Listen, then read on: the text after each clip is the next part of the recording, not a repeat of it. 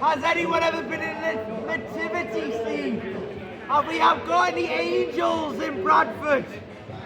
Have we got any wise men in Bradford?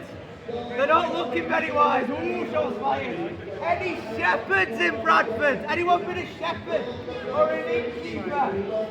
Have we got any Marys in Bradford? Has anyone ever been Mary? Anyone growing up in a nativity scene? Oh, we've got one Mary. If I'm walking past, we have a question of what is wrong with this nativity scene? Have you ever been in the nativity? Were you a shepherd or a donkey? You've not done very well if you're the donkey. Or a Joseph. How can we forget Joseph? If you're walking past, have you ever been in the nativity? What's wrong with this scene? What is wrong? What is wrong with this scene? Walking past? Anyone know the nativity? I'll ask some questions then. The first one is there an innkeeper? Is there a donkey? Is there an innkeeper? Is there a donkey? Do you know the Christmas story? Do you know the nativity? Is there a donkey or is there an innkeeper? Yes. Oh, we've got a yes. So we've got a no. Is there a yes or a no? Should there be a donkey in the Christmas story? What do we think? No, we've got no's, we've got yes. But didn't think else to sing, little donkey, no? Did they not? Should I break the answer? This is a part of the Bible. It says, in those days a decree went out from Caesar Augustus that all the world should be registered. This was the first registration when Quirinius was governor of Syria, and all went to be registered, each to their own town.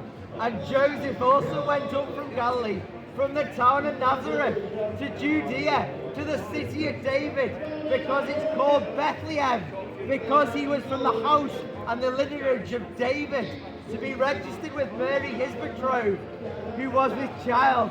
And while they were there, the time came up for her to give birth, and she gave birth to her firstborn son, wrapped in swaddling cloth, and laid him in a manger, because there was no place for them in the inn. Dun dun dun! Did you hear that? The donkey was not mentioned. The innkeeper wasn't mentioned. A stable wasn't even mentioned. Just that he was laid in a swaddling cloth, laid in a manger, where the smelly animals would be. That is the scene.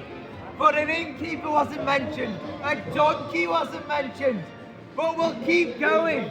How many wise men are there in the Christmas story? How many wise men do we know? Have we got any numbers? Have we got any guesses? Anyone at Christmas time? Did you do any Christmas story? Did you dress up as a shepherd or the angels? Yeah, there's a couple of nods. Do we know how many wise men there are? People think we need three gifts. Oh, there's a wise man here. He says that people think there are three. But it doesn't say how many. Oh, it doesn't say how many. Should the wise men be in the nativity scene? That's a big question. Should they be there? Should they be in this scene? No. No, we've got no. People walking past, do we realise that? How many wise men should be in the nativity? Should they be in the nativity? No. We got a yes, we got no. Should we read? What have we got? And going into the house, they saw a child with Mary, his mother, and they fell down and worshipped him. Then opening their treasures, they offered him gifts, gold, frankincense, and myrrh. So this gentleman was correct. There's 3 gifts. It doesn't say 3 men. Fuck up. Men could be 2. It could be 20 or 100. There could be loads of wise men. And then we would have servants as well. But the other question was, should they be in this scene? The answer is, what did it say? Into the house. And they saw the child, not in the stable, not to the baby. So the wise men wouldn't be in this scene. Are you more pissed than me? So why do we answer this question? We do this because we go, do we actually really know the Christmas story? For years and years and years I thought, oh, I knew this. I knew the Christmas story. I knew the Christianity. And it wasn't for me. Until someone went, have you actually questioned it? Have you actually know it? And actually we don't. So this is why we go on the street. We want to ask some questions. Who is this baby? Who is this baby in the middle of this scene? Who is he claiming to be? Who is the baby Jesus claiming to be? What is Christmas actually about? And this is what this verse says. The virgin will conceive and give birth to a son, and they will call him Emmanuel, which means God with us. This is who the baby is claiming to be. The God of creation entered the mess. The God of creation became a man. Entered the scene. Entered a world that's broken. Entered a world full of sin. If you look through Jesus' life, what do you see? You see him calming the storm. You see him raising the dead. You see him having authority over demons. You see him forgiving sins. He's doing things that only God can do. That is what you see when you see the baby in the manger. That's who Jesus claims to be. He claims to be God in the flesh. That's why it's a virgin birth. Because he is the sinless, holy Son of God. But why did he come? What is the purpose for him coming? Well, the purpose is his coming is because we live in a sinful, broken world. This is the next verse. She will give birth to a son, and you are to give him the name Jesus, because he will save his people from their sin. Jesus doesn't come for good people. He comes for wrong people, sinners like me. People that have broken God's law. Yeah. None of us can do good. Listen to one thing, bro. One thing, sir. One thing got to listen to. God was a messenger. David was a messenger. The all film was messengers there. Jesus saved our life, yeah.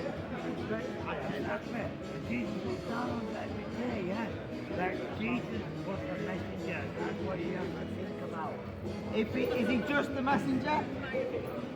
Does he claim to be more? No. I would say he's different. Exactly. This he's saying, Emmanuel, God with us.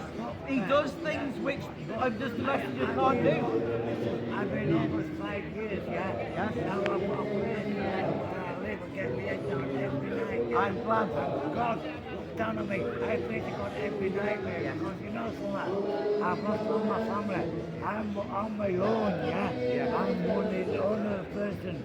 It's my dad, yeah. I'm carrying his name on. Are you right with that, God, though, sir? Yes, I am. Is it by what you have done? I believe in God. The devil believes there's a God. Exactly. There is a God. No, but the devil, who's not with God, believes there's a God. Exactly. So believing in God's not enough. Exactly. We need more than that. Exactly. We need someone to deal with that sin. Sin is that we say we are God. We say we're in charge.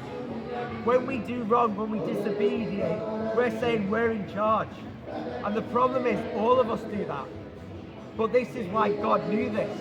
And he loves us. And the Christmas message is Jesus came to die for sinners like me and you. He came to rescue me and you. Yes, so that Christmas, you need to come and know him. Come to him. Find that forgiveness.